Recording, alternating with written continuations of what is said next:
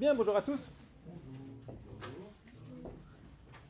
Alors, on poursuit aujourd'hui, je vais faire un petit rappel, l'examen du troisième grand thème de ce cours introductif qui porte sur l'existence. D'accord ? Donc on s'est intéressé pour commencer à l'identité, ensuite on s'est intéressé à la persistance à travers le temps, et on s'intéresse maintenant à l'existence. Vous vous souvenez que je vous ai dit pour commencer qu'une des choses qu'on fait en métaphysique, pas la seule, mais une des choses qu'on fait en métaphysique, c'est qu'on s'intéresse à ces entités, à ces relations qui sont en un sens très fondamental, qui sont partout, et qu'on étudie nulle part ailleurs. Donc on est très content, si on est métaphysicien, on se dit ça c'est notre précaré, c'est ce que nous on fait. Okay ?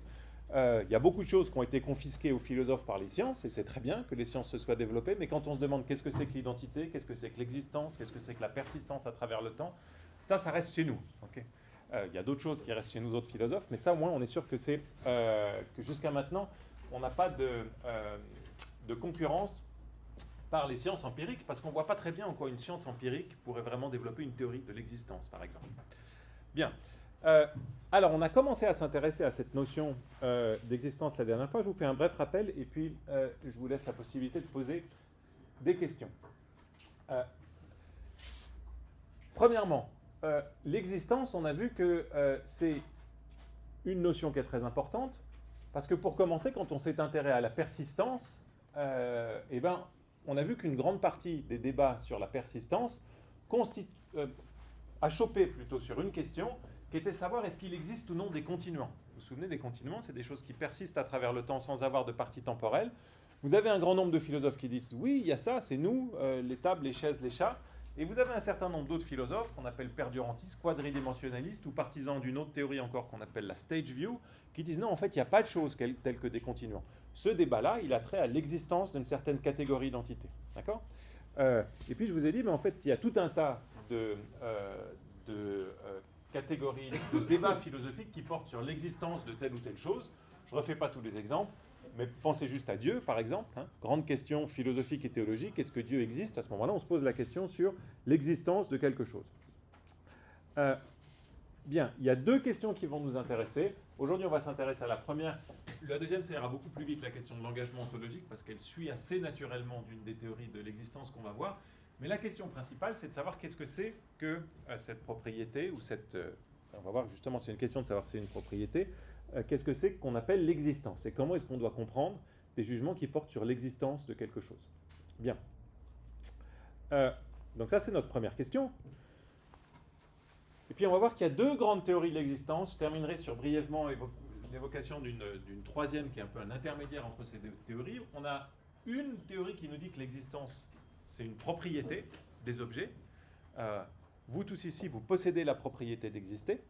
Et puis on a une autre théorie qu'on va appeler la théorie quantificationnelle de l'existence, qui va nous dire non, l'existence, ce n'est pas une propriété. En tout cas, ce n'est pas une propriété de premier ordre. On dit parfois que c'est une propriété de second ordre pour des raisons que je vais vous présenter quand on abordera cette seconde théorie. Alors nous, on a commencé la dernière fois à s'intéresser à la première théorie de l'existence comme propriété.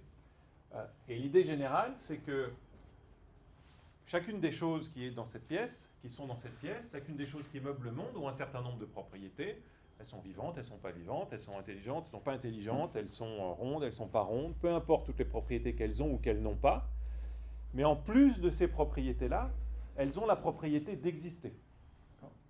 Donc vous avez la propriété d'être un être humain, vous avez la propriété d'être à l'heure pour presque tous d'entre vous, sauf un, qui ne possède pas cette propriété. Vous avez tout un tas de propriétés. Et en plus de ces propriétés-là, vous avez la propriété d'exister. Okay ? Ça, c'est la théorie en deux mots de la propriété de l'existence, comme une propriété supplémentaire. Donc, une manière très simple, mais correcte de présenter cette théorie, c'est de dire, prenez un énoncé standard, Julie sourit, cet énoncé, il a la forme sujet-prédicat, Le sujet, Julie, on dit que ça désigne une substance. Sourit, le verbe, on dit que ça désigne une propriété, la propriété de sourire, et on dit que l'énoncé est vrai si la substance, Julie, a effectivement la propriété de sourire.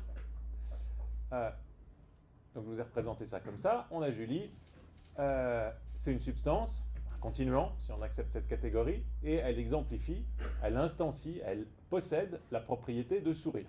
Okay ? Eh bien, la théorie de l'existence comme propriété dit la même chose sur le fait l'énoncé Julie existe. L'énoncé Julie existe nous dit que la substance Julie a la propriété d'exister. Okay. Donc Julie exemplifie au moins deux propriétés, la propriété de sourire et la propriété d'exister. Ça, c'est la théorie. Okay. Maintenant, je voudrais ajouter deux. Je vous ai dit, j'ai été un peu trop vite la dernière fois parce qu'on a commencé directement par voir les problèmes de cette théorie-là. Mais il faut voir les avantages de cette théorie et pourquoi un certain nombre de philosophes continuent à être très attirés par cette théorie. Qui est une toute petite théorie, vous avez vu que c'est pas très élaboré à ce stade. Après, ça va prendre des formes un petit peu plus complexes.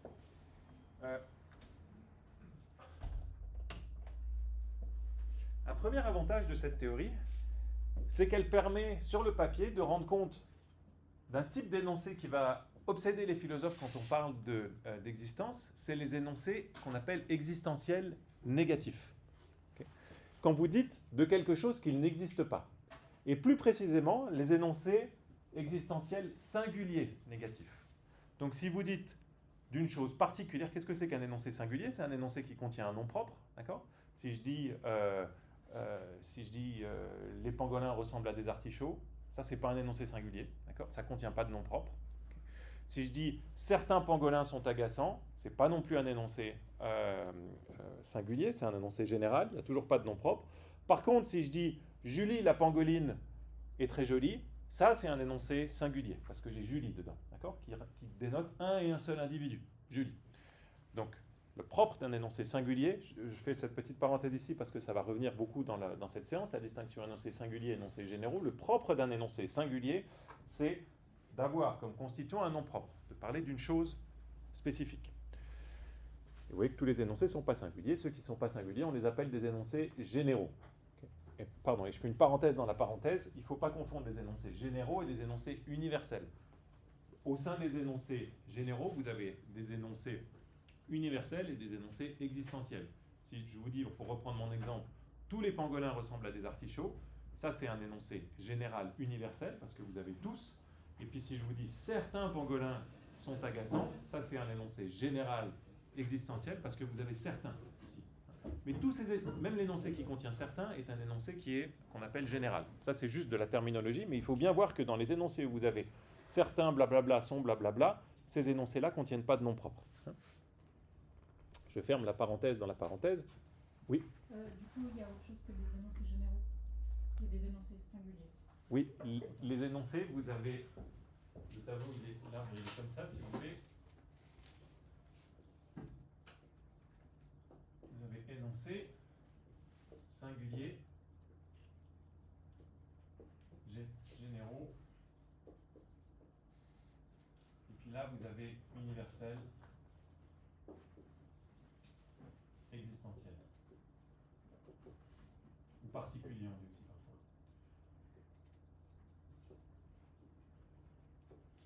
Particulier. J'écris tellement mal que je fais plus fonctionner votre mémoire que là. Mais ce qui est important de voir, c'est que ces énoncés-là, les énoncés particuliers ou existentiels, ne sont pas les mêmes que les énoncés existentiels. Ici, vous avez certains, ici, vous avez tous, ici, vous avez Julie. D'accord ?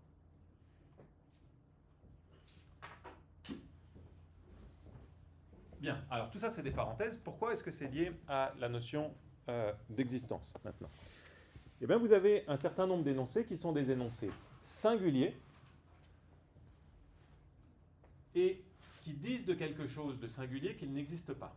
Dieu n'existe pas. Si vous êtes athée, vous pensez que cet énoncé est vrai.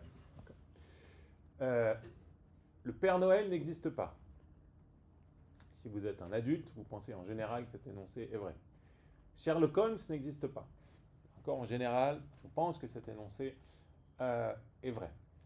Ces trois énoncés-là, on va supposer qu'ils sont vrais, vous voyez qu'ils parlent d'une chose particulière, ils contiennent un nom propre, hein, le Père Noël, Dieu, Sherlock Holmes, et ils disent de cette chose-là qu'elle n'existe pas. Alors pourquoi est-ce que ça donne du grain à moudre à la théorie de l'existence comme propriété? Eh bien, pour la raison suivante, c'est que si ces énoncés sont vrais, on a, avec la théorie de l'existence comme propriété, une manière très simple de rendre compte de leur vérité. c'est des énoncés qui fonctionnent exactement de la même façon que Julie n'est pas un pangolin. On dit d'une chose particulière qu'elle ne possède pas une propriété. Okay. On prend Julie, on dit Julie, elle ne possède pas la propriété d'être un pangolin.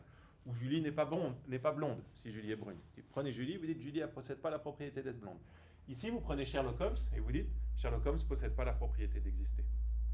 Donc vous avez une théorie toute simple pour rendre compte de la vérité de ces énoncés-là. Quand vous dites d'une chose particulière qu'elle n'existe pas, vous désignez cette chose avec un nom et vous dites cette chose échoue à avoir une certaine propriété.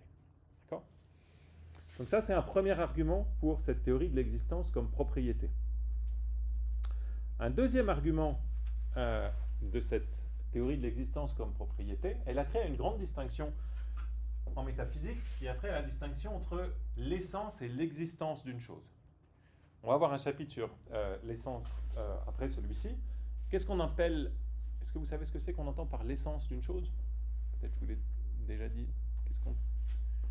Si je dis c'est quoi l'essence de la table, qu'est-ce que je veux dire quand je dis qu'est-ce que c'est que l'essence de la table ? Ça allait bien ? Alors si vous dites sa fonction, vous prenez déjà un parti important qui est de dire que l'essence des artefacts, c'est leur fonction. Et puis là-dessus, il y a un débat. Est-ce que l'essence des artefacts comme une table, c'est leur fonction ? Si vous prenez une pierre, elle n'a pas de fonction. Donc là, on s'intéresse à la question, l'essence de X, quoi que ce soit, en général. Qu'est-ce qu'on veut dire quand on dit l'essence d'une chose ? À quoi ça s'oppose l'essence d'une chose ? Ouais. Bien, mais ça c'était là, oui c'est vrai. Ça s'oppose à son existence. On va voir comment. Mais il y a une autre distinction importante ici, entre l'essence d'une chose... Guillaume ? Ce sont ses propriétés intrinsèques qui la constituent. Alors ça va dans la bonne direction. Propriété intrinsèque, interne, on dit la même chose. Mais là encore, ça va être une question de savoir si seules les propriétés intrinsèques sont essentielles à une chose. D'accord ? Il va y avoir un certain nombre de gens qui disent que dans certains cas, les propriétés extrinsèques peuvent aussi être essentielles. Alors qu'est-ce on entend par l'essence ? L'essence est censée être, et ça remonte à Aristote, ce qui fait d'une chose ce qu'elle est. Et la distinction clé que je vous invite à mentionner, c'est la distinction entre les propriétés essentielles d'une chose et ses propriétés accidentelles. Guillaume, il a la propriété essentielle d'être un être humain. Okay. Il ne pourrait pas être Guillaume sans être un être humain. Par contre, il pourrait être Guillaume sans être assis. Il pourrait être Guillaume sans être aujourd'hui en train de suivre le cours de métaphysique. C'est aussi des propriétés que possède Guillaume, être assis, suivre le cours de métaphysique, mais c'est ce qu'on appelle des propriétés accidentelles, qui ne font pas partie de ce que vous êtes.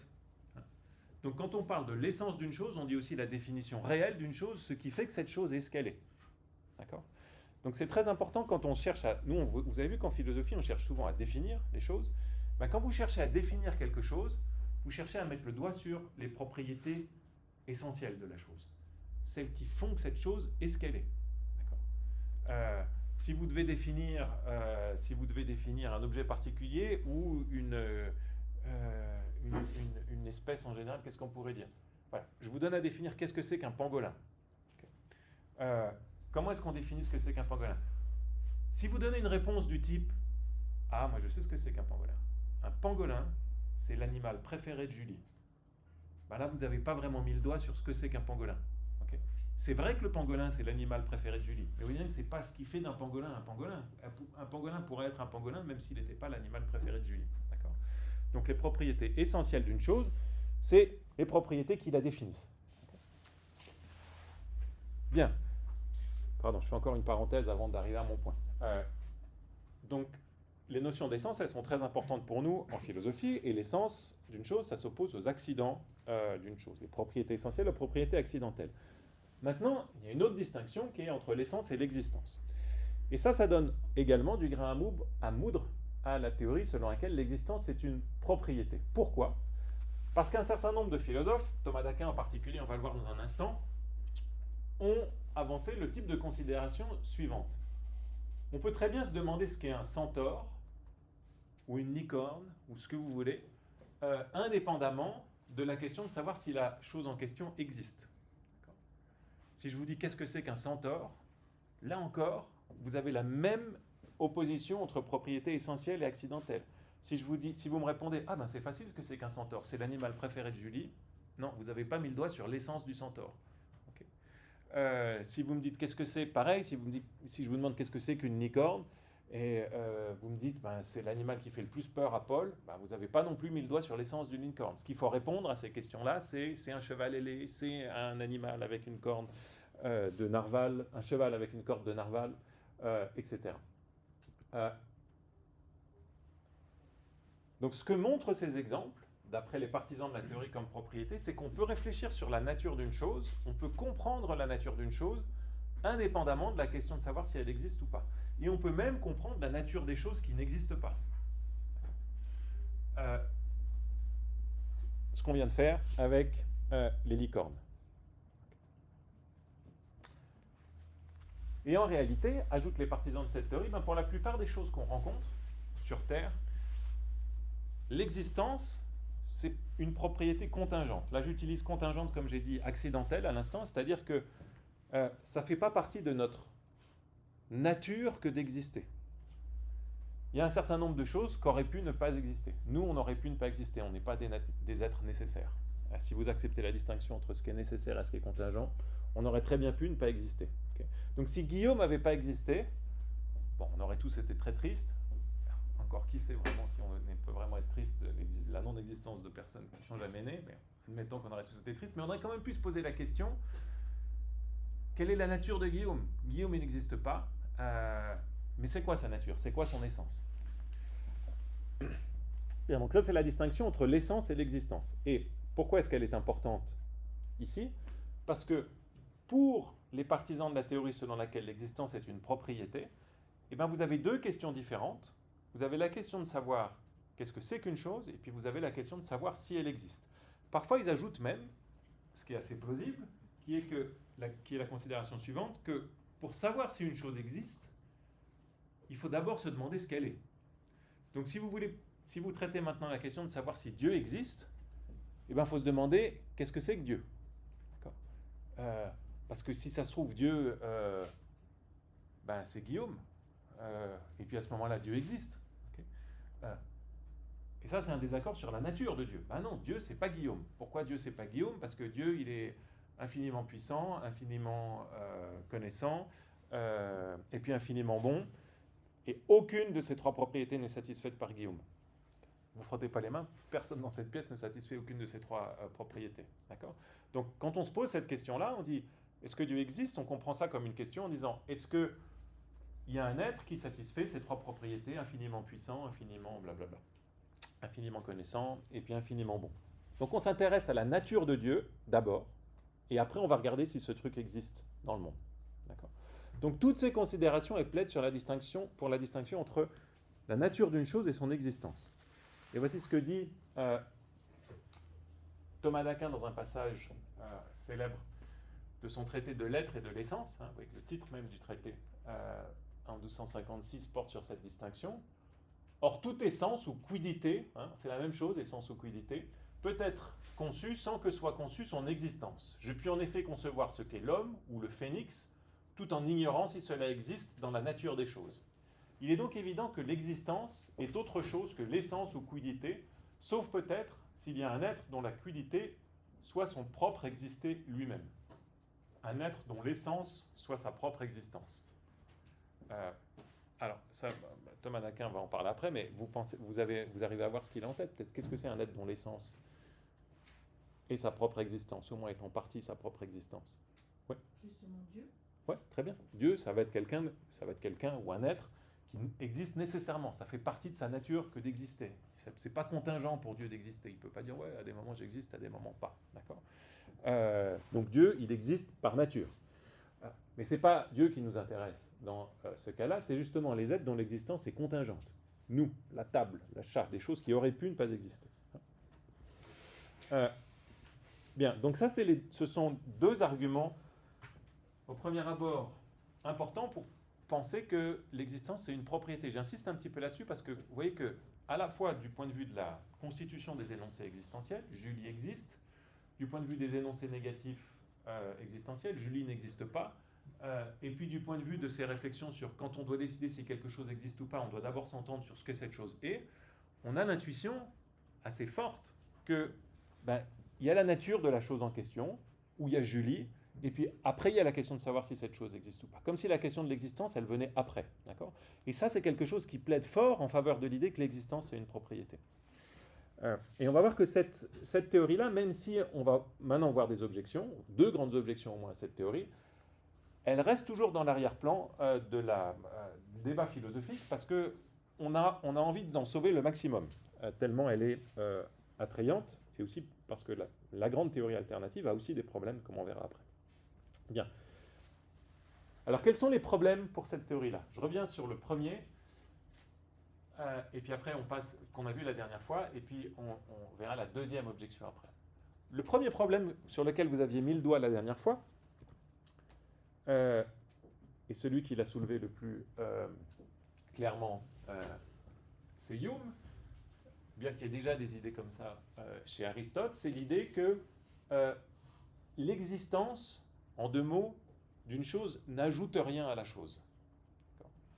Dans la théorie de la propriété, de l'existence comme propriété, vous avez une chose, puis en plus, elle a la propriété d'exister.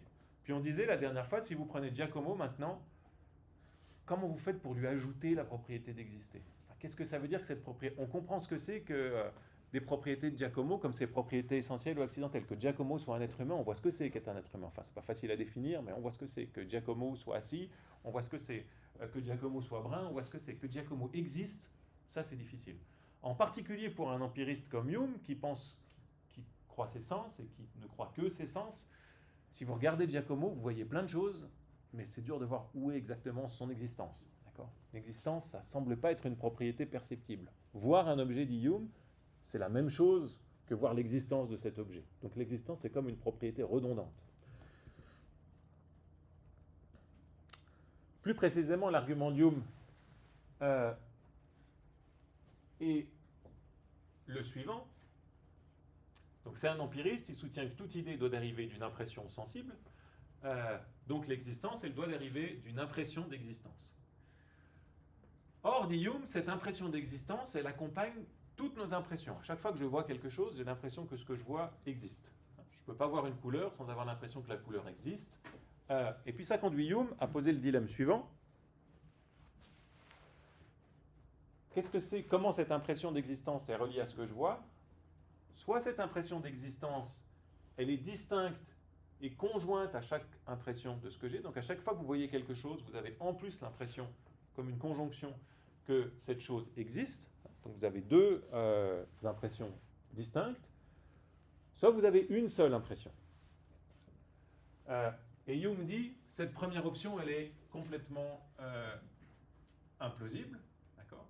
Pourquoi est-ce que ce n'est pas plausible pour lui ? Parce que quand on regarde Giacomo maintenant, on ne peut pas séparer l'impression que Giacomo existe de l'impression de Giacomo. Okay ? Vous ne pouvez pas séparer l'idée d'existence de l'idée de ce que vous voyez. Et ça, pour Hume, si les idées sont inséparables, elles sont les mêmes. Ça va être quelque chose qui est contesté par d'autres philosophes, mais en tout cas, pour Hume, c'est très clair. Donc, conclut Hume, l'existence d'une chose et cette chose, c'est exactement pareil. Ça, c'est le premier argument contre l'existence. Vous avez la version un peu détaillée de la théorie d'Hume, mais c'est juste de dire, encore une fois, prenez toutes les autres propriétés, vous arrivez à vous en faire une idée, peut-être à les percevoir, ou en tout cas à en donner une définition. Si vous avez l'existence, elle vous glisse entre les mains. D'accord ? Ça ne n'ajoute rien. Donc, quand on parle de quelque chose, forcément, on a l'existence de cette chose. C'est une propriété qui vient gratuitement, l'existence. Ça, c'est la première thèse de Hume. L'existence n'ajoute rien. Bien. Ok, c'est à la fois la fin d'un long rappel dans lequel j'ai ajouté des choses. Avant de passer à la suite, est-ce que vous avez des questions sur tout ça ? Donc on a l'existence comme propriété, 2 arguments, une première objection. On va en voir une seconde maintenant. Tout est clair ? C'est bon ? Bien, ça c'est la première objection. Est-ce que vous voyez une autre objection encore plus pressante peut-être sur l'idée que l'existence est une propriété ? Et peut-être pour vous mettre sur la voie, reprenez les jugements existentiels singuliers et négatifs. Si je dis Julie, la licorne n'existe pas. La théorie nous dit, Julie, elle ne possède pas la propriété d'exister. Est-ce que vous voyez des problèmes pour cette manière de concevoir cet énoncé? Julie la licorne n'existe pas.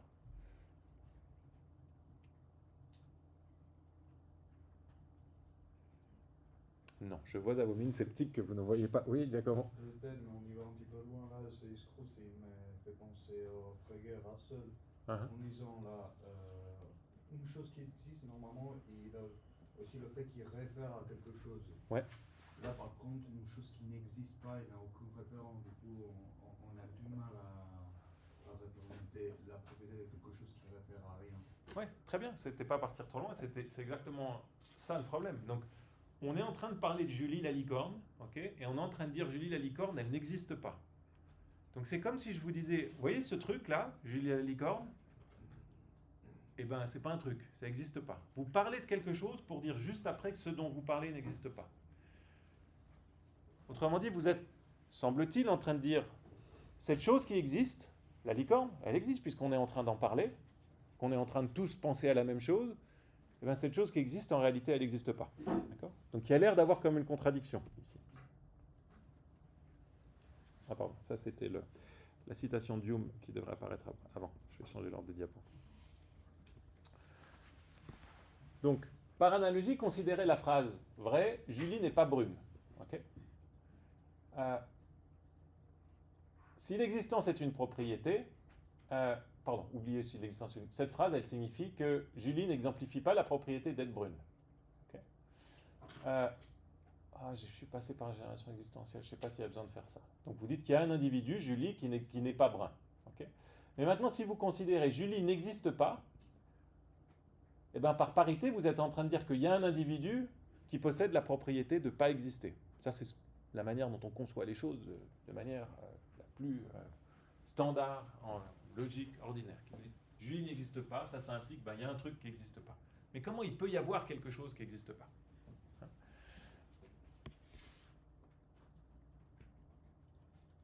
Alors beaucoup de philosophes, et la plupart, mais quand même pas tous, considèrent que ça c'est une contradiction. Autrement dit, dès que vous avez un énoncé non propre plus n'existe pas après, ça va vous donner une contradiction. Pourquoi ? Parce que vous êtes en train de dire cette chose-là dont je parle, et donc qui doit exister, elle n'existe pas. Donc, beaucoup, mais pas tous, comme je vous ai dit à l'instant, vous avez un grand philosophe qu'on étudiera au second semestre, Alexius Meinong, qui lui va dire, non, il y a des objets, et c'est sa phrase telle quelle, il y a des objets qui sont tels qu'ils n'existent pas. Il y a des choses qui sont telles qu'elles n'existent pas. Vous voyez que c'est presque une contradiction, mais pour Meinong, qui va distinguer différents types d'existence, la subsistance, etc., ce n'est pas une contradiction. Donc il faut admettre qu'il y a des choses qui n'existent pas. Ça va être la grande idée de Meinong, que je ne vais pas vous présenter dans ce cours parce qu'on va le voir au second semestre, mais il suffit pour ce cours que vous sentiez la tension qui naît d'une telle théorie. D'accord ? Si vous acceptez que l'existence est une propriété et que vous voulez rendre compte des jugements singuliers existentiels négatifs, vous êtes conduit à dire qu'il y a des choses qui sont telles qu'elles n'existent pas. Et ça, c'est très difficile. D'accord ? Donc, autrement dit, on voit les intérêts de cette théorie de l'existence comme propriété, puis on voit la difficulté. D'accord ? Deux difficultés, encore une fois. L'existence, c'est une propriété qui nous glisse entre les doigts, elle semble ne rien ajouter aux choses en question.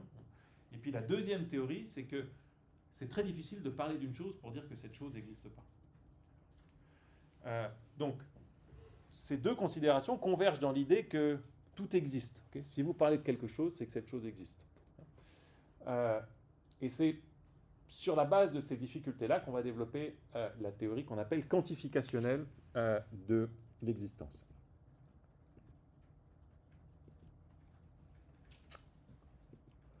Est-ce que je dois vous redire tout ça ?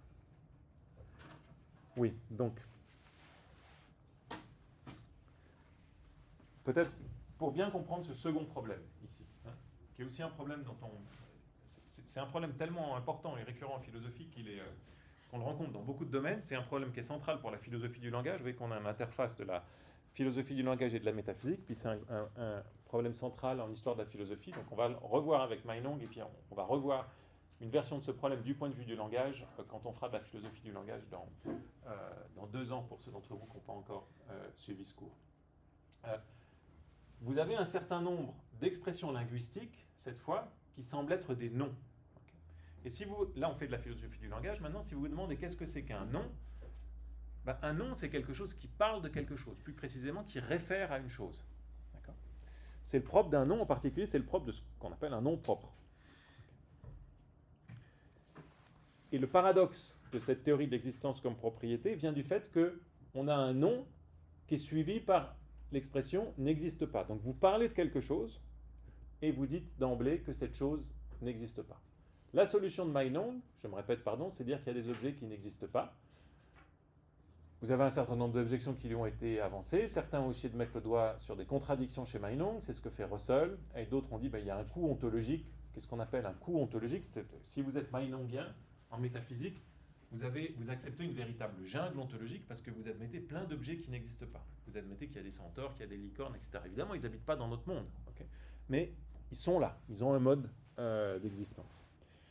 On va laisser tomber la solution mentaliste ici. C'est pas ce qui nous sert directement. Bien. Alors, tout ça, c'est censé au moins vous suggérer que ce serait bien d'avoir une théorie de l'existence qui évite d'en faire une propriété et d'admettre qu'il y a des choses qui n'existent pas. Et c'est là où arrive la théorie de l'existence qui a eu le plus d'influence au XXe siècle, mais qui en avait déjà auparavant, mais les outils, le développement de la logique au XXe siècle a permis de lui donner une formulation très convaincante aux yeux d'un grand nombre de philosophes, qu'on appelle la théorie quantificationnelle de l'existence. Et l'existence, dans cette optique-là, c'est quoi? C'est quoi la blague là? C'est que, pour dire la chose en deux mots, c'est qu'on va dire que exister, c'est être la valeur d'une variable. Ça, c'est une théorie, c'est la formulation de Quine. Et donc, quand vous vous demandez si une chose existe ou n'existe pas, vous vous demandez si cette chose est ou non la valeur d'une variable. Alors évidemment, si vous branchez ça dans Shakespeare, ça fait moins joli. Mais l'idée générale, c'est ça. L'existence, c'est attrait à cette notion d'être la valeur d'une variable. Alors dit comme ça, vous vous dites, mais qu'est-ce que ça peut bien vouloir dire? Et on va essayer de voir les choses le plus clairement possible, de manière à ce qu'on comprenne cette théorie quantificationnelle de l'existence. Donc, je me répète une dernière fois, pourquoi est-ce qu'on veut éviter, si on accepte, si on est partisan des théories quantificationnelles, de considérer l'existence comme une propriété? Pour deux raisons principales. D'une part, l'existence n'ajoute rien à la chose qu'on considère. D'autre part, les énoncés singuliers existentiels négatifs ne doivent pas impliquer qu'il y a des choses telles qu'elles n'existent pas. Bien. Alors, qu'est-ce que c'est que cette théorie quantificationnelle de l'existence maintenant? L'idée générale, c'est que, négative, pour commencer, c'est que l'existence, il ne faut plus la concevoir comme une propriété. Ça, c'est l'erreur. Ça, ce n'est pas une idée qui vient du XXe siècle, c'est une idée qu'on a déjà chez Aristote. Aristote refuserait la distinction que fait Thomas d'Aquin entre l'essence et l'existence. Pour Aristote, l'essence d'une chose, son existence, vous ne pouvez pas les séparer aussi clairement que ce que suggérait Thomas d'Aquin. Hume clairement refuse ça. Kant, je ne vous en ai pas parlé là, mais dans son réponse aux arguments pour l'existence de Dieu, dit ben, ces arguments-là ne marchent pas parce qu'ils font de l'existence une propriété. Donc cette idée-là, elle est dans l'air depuis un long moment, mais c'est grâce à la logique qui apparaît à la fin, la réforme de la logique qui apparaît à la fin du 19e siècle, début du 20e siècle, par les philosophes que sont Frege et Russell, qu'on va parvenir à formuler ce qui est devenu aujourd'hui la théorie orthodoxe de l'existence. Alors on appelle ça la théorie quantificationnelle de l'existence. Pourquoi? Parce qu'en logique, pour ceux qui en ont fait, on introduit, enfin ce qu'introduisent Frege et Russell, c'est ce petit sigle-là, le E à l'envers, qu'on appelle le quantificateur existentiel, et qui se lit, il existe au moins, pas à moins, il existe au moins un X tel que cet X et blablabla.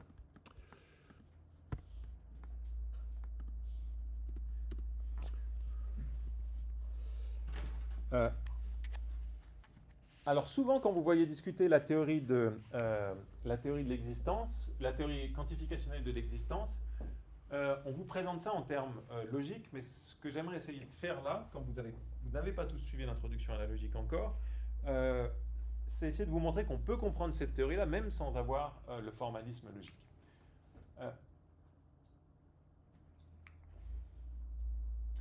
Alors, pour introduire la théorie, on va s'intéresser au jugement existentiel, aux jugements existentiels négatifs, mais qui sont universels, pas les jugements existentiels singuliers. C'est-à-dire un jugement du type « il n'existe pas de fantôme ». Je vous ai parlé d'un jugement un peu similaire tout à l'heure, je ne sais plus quel exemple j'ai pris. Okay. Si vous dites « il n'existe pas de fantôme », comment est-ce qu'on doit rendre compte de ça? Est-ce que ça présuppose que l'existence est une propriété? Et l'idée ici, c'est que ces énoncés, vous pouvez les comprendre sans faire appel à une propriété d'existence, en disant simplement que la propriété d'être un fantôme n'est jamais exemplifiée. Donc quand vous dites il n'existe pas de fantôme, vous dites il y a une propriété, être un fantôme, et il n'y a rien qui possède cette propriété-là. De la même façon, si vous dites il n'existe pas de carré rond, vous dites ben, il y a cette propriété, être un carré rond, et vous cherchez, il n'y a rien qui possède cette propriété-là. Souvenez-vous, exemplifier, posséder, instancier, c'est les termes, avoir une propriété, tout ça c'est les termes équivalents.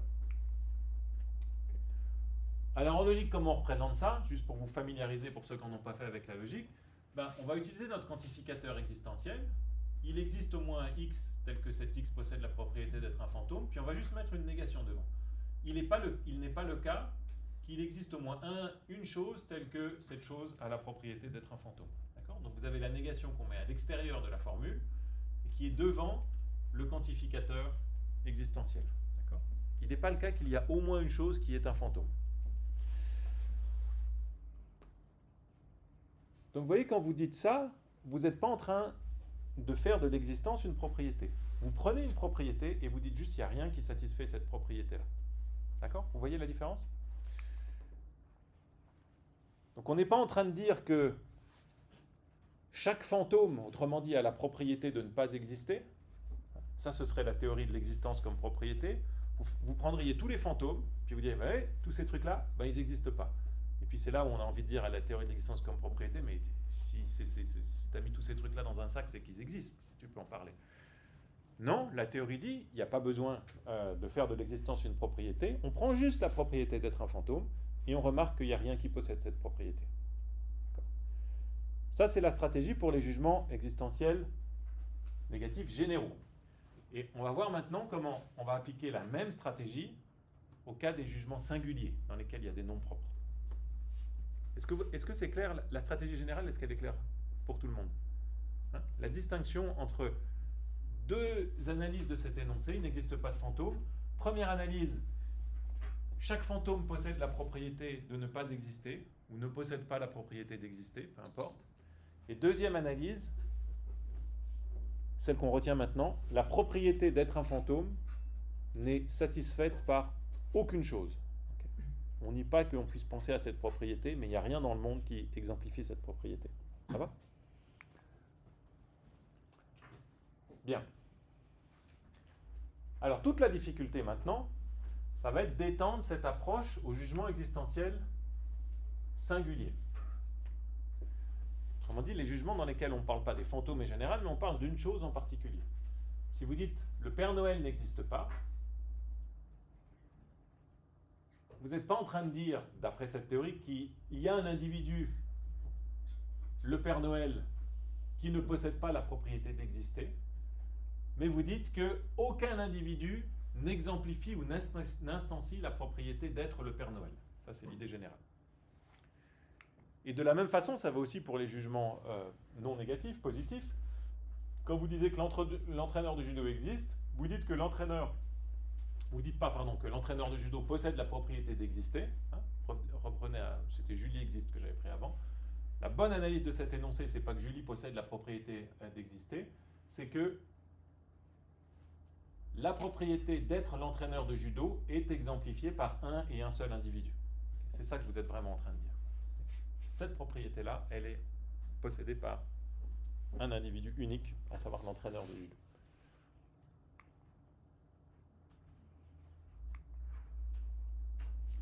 Alors, on a maintenant les éléments en main pour formuler ce qu'on appelle cette théorie quantificationnelle de l'existence. Quand vous avez des jugements d'existence positifs, qu'ils soient singuliers ou généraux, ces jugements, ils n'attribuent pas la propriété d'existence à des objets, mais ils disent qu'une certaine propriété, être le Père Noël, être la fille de Jean-Paul, être un pangolin, est exemplifiée par un ou plusieurs objets. Okay. D'un autre côté, quand vous avez des jugements d'existence négatifs, qu'ils soient singuliers ou généraux, comme le Père Noël n'existe pas, vous ne dites pas qu'un objet ne possède pas la propriété d'exister, mais vous dites qu'une certaine propriété n'est pas exemplifiée. La propriété d'être le Père Noël n'est exemplifiée par rien du tout.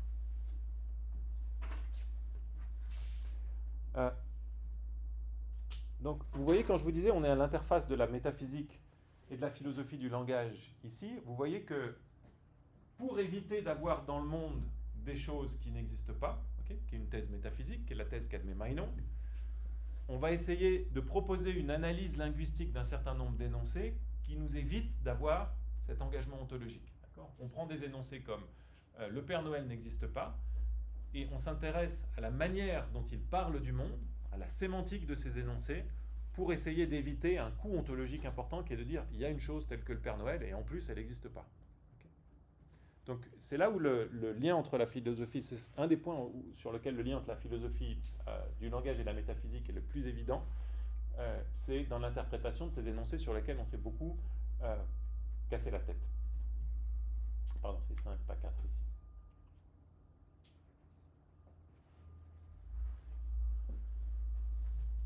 Donc si vous m'avez bien suivi jusqu'ici, vous comprenez que quand on adopte la théorie quantificationnelle de l'existence,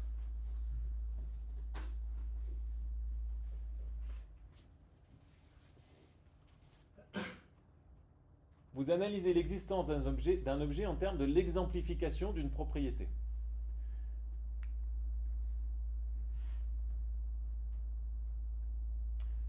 C'est pour ça qu'on parle d'une théorie de second ordre. Si vous acceptez la première théorie dont on parlait tout à l'heure, l'existence comme propriété, vous concevez l'existence comme une propriété des objets. Vous dites Julie, elle a la propriété de sourire, plus elle a la propriété d'exister. Ça, c'est la manière la plus simple de lire les énoncés existentiels. Mais dans cette nouvelle théorie-là, du XXe siècle, on conçoit l'existence non plus comme une propriété des objets, mais comme une propriété de propriété, ce qu'on appelle une propriété de second ordre. Quand vous dites que Julie existe, vous dites que la propriété d'être Julie, quelle que soit cette propriété, est exemplifiée.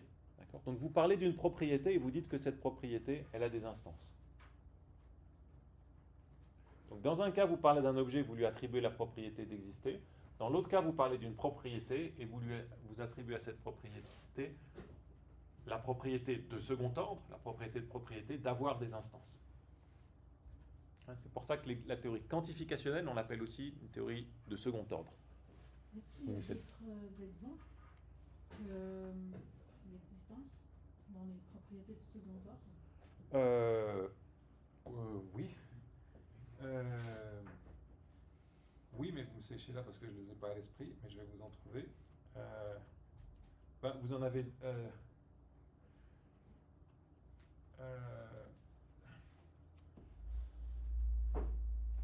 les propriétés de second ordre, c'est des propriétés de propriété.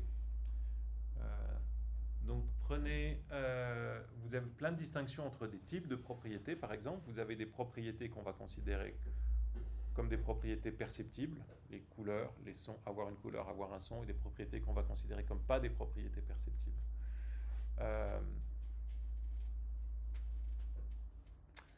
Il y a des questions qu'on va traiter dans la deuxième partie du cours sur quelles sont la nature des propriétés. Est-ce que les propriétés sont des universaux ou est-ce que les propriétés sont des particuliers? Ça encore, c'est des propriétés de second ordre. Okay. Donc, vous voyez bien, premier ordre, c'est vous prenez un objet et puis vous lui attribuez une propriété. Ça, c'est la propriété de premier ordre. Et puis après, vous pouvez regarder les propriétés et vous demander quelles sont les propriétés de ces propriétés. Est-ce qu'elles sont perceptibles ou pas? Est-ce qu'elles ont... Et ça, vous êtes en train de parler des propriétés, puis pour les décrire d'une certaine manière. Donc vous avez beaucoup de propriétés de second ordre. C'est comme des métapropriétés. Exactement, c'est comme des métapropriétés. Ouais. Oui, Vanina. Pas bien compris les propriétés de propriété, même avec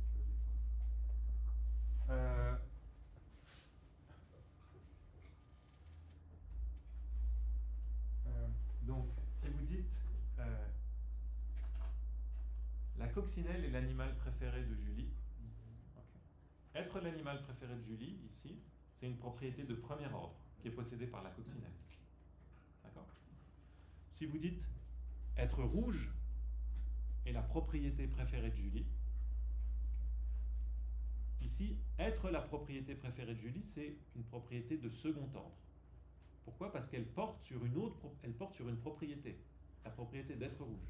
Je dis, il y a plein de propriétés, c'est laquelle ma préférée, c'est être rouge. Okay. Donc une propriété de second ordre, c'est une propriété qui est exemplifiée par une propriété. Tandis qu'une propriété de premier ordre, c'est une propriété qui est exemplifiée par un objet. Vous pouvez juste redire l'exemple, être rouge est la propriété préférée de Julie. Okay. Donc là, on parle de la propriété être rouge, okay. Et on se demande si cette propriété-là, elle a en plus une autre propriété qui est être préféré de Julie. Vous pouvez dire être rouge est une propriété perceptible, ou être rouge est une propriété ennuyante, ou peu importe quoi, laide, tout ce que vous voulez. Mais là, vous attribuez une propriété à une autre propriété. D'accord. C'est ça qu'on appelle une propriété de second ordre. Guillaume. Est-ce qu'on ne fait pas que déplacer le problème comme ça, en disant par exemple, pour les jugements existentiels négatifs, ouais. Est-ce que ça a du sens de parler d'une propriété qui n'est jamais instanciée ? Alors on va venir sur parce que ce que vous suggérez là, c'est qu'il y a comme une forme de circularité larvée dans cette théorie-là, où on accepte l'existence des propriétés et de propriétés qui ne sont pas exemplifiées. Alors, oui, il y a des problèmes de ce type-là, mais dites-vous bien que quand on parle de propriété ici, c'est compatible avec une grande version, un grand nombre de versions de théorie des propriétés. Donc vous avez ceux qui pensent qu'il y a vraiment des propriétés pas exemplifiées, qu'on appelle les platoniciens. D'accord ? Ils pensent que la propriété d'être le Père Noël, elle flotte dans un ciel des idées, et puis elle n'est pas du tout exemplifiée. Mais vous avez des gens qui sont des nominalistes au sujet des propriétés, ou des conceptualistes qui disent ces propriétés-là, c'est juste nos concepts. Nous, on a le concept de Père Noël, okay, mais il n'y a rien qui satisfait ce concept. Donc si vous êtes un conceptualiste, vous identifiez les propriétés à des concepts qui existent que dans l'esprit humain. Et à ce moment-là, vous n'avez pas le même pouls ontologique. Vous n'avez pas juste des propriétés non exemplifiées, mais vous vous dites, bon, c'est juste qu'on en a l'idée, mais il n'y a rien qui correspond à cette idée. Okay. Et ça, c'est sans doute la manière la plus économique à première vue, même si on verra qu'elle a aussi des problèmes, mais à première vue de rendre compte de la non-existence, c'est dire qu'il y a un certain nombre de choses dont on a l'idée, donc on saisit la propriété, mais cette propriété, il n'y a rien qui la satisfait. C'est ce qui se passe avec le Père Noël de manière assez intuitive, je pense. Ça va ? Ouais. Bien. Alors, tout ça est un peu lourd et il est 11h03. Ah, bah c'est bien. Petite pause. Je ne vais pas réussir à vous faire revenir avec une diapo pareille. Après la pause, vous revenez nombreux. Les quantificateurs, ça va être super. On reprend à 13.